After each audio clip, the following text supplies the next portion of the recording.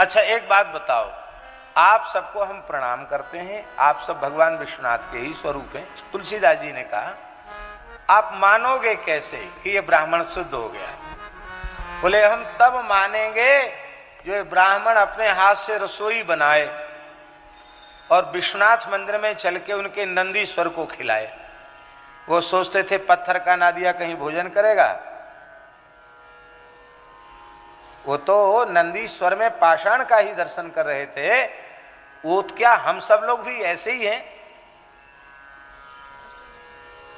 पर गोस्वामी जी तो नंदीश्वर में नंदीश्वर का और विश्वनाथ जी में विश्वनाथ जी का दर्शन कर रहे थे, वो पाषाण दर्शन थोड़ी कर रहे थे। हाँ हाँ अवश्य, ब्राह्मण ने वहीं पाक सिद्ध किया और श्री गोस्वामी तुलसीदास जी ने नंदीश्वर के पास जाकर केवल इतनी बात कही कि जिन भगवान शिव के आप वाहन हैं वे निरंतर श्री राम नाम का जप करते हैं और उनकी सन्निधि में बैठकर आप निरंतर शिव नाम का जप करते हैं, तो आपसे अधिक शिव तत्व को जानने वाला कौन होगा?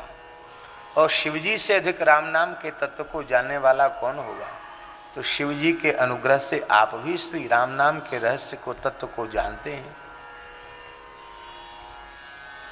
हमें तो पूर्ण विश्वास है, यदि हमारा विश्वास सही हो तो आप इस ब्राह्मण के सबको सुना करके कहा, कोई कान में कोई तंत्र मंत्र नहीं किया, ये सुना करके कहा कि यदि हमारा विश्वास दृढ़ हो, उसमें कहीं कोई न्यूनता न हो, तो ये ब्राह्मण पूरी तरह विशुद्ध हो गया हो, तो आप ब्राह्मणों को अपना प्रत्यय माने परिचय, अपना विश्वास प्रदान करें, जिससे इनके मन में राम नाम की महिमा दृढ़ हो।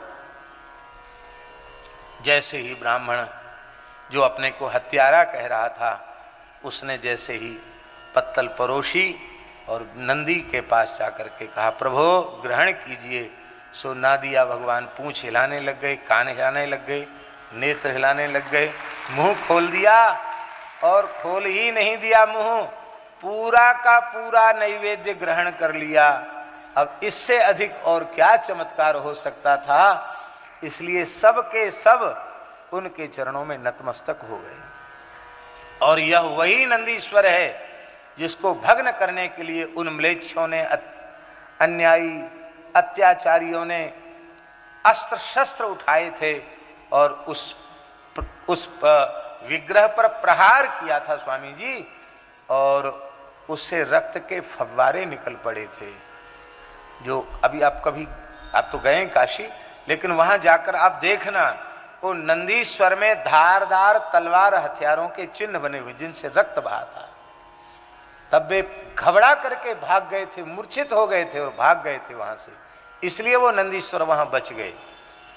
और उन नंदी भगवान की प्रतीक्षा अब भगवत संकल्प से, भगवत कृपा से, विश्वनाथ जी की कृपा से पूरी हो रही है। अब वह दिन भी दूर नहीं होगा कि भगवान विश्वनाथ का जो प्राचीन स्वरूप है, जिसको फव्वारा बता रहे हैं वे लोग, जो प्राचीन शिवलिंग है जिसका पूजन आरंभ हुआ है, निकट भविष्य में भगवत कृपा से हम लोग वहाँ भी दिव्य भव्य भगवान विश्वनाथ के मंदिर के निर्माण का दर्शन करेंगे और उनका दर्शन पूजन करके अपने जीवन जन्म को सफल करेंगे। तो हम लोगों को तो रोज़ नई नई बधाई मिल रही है।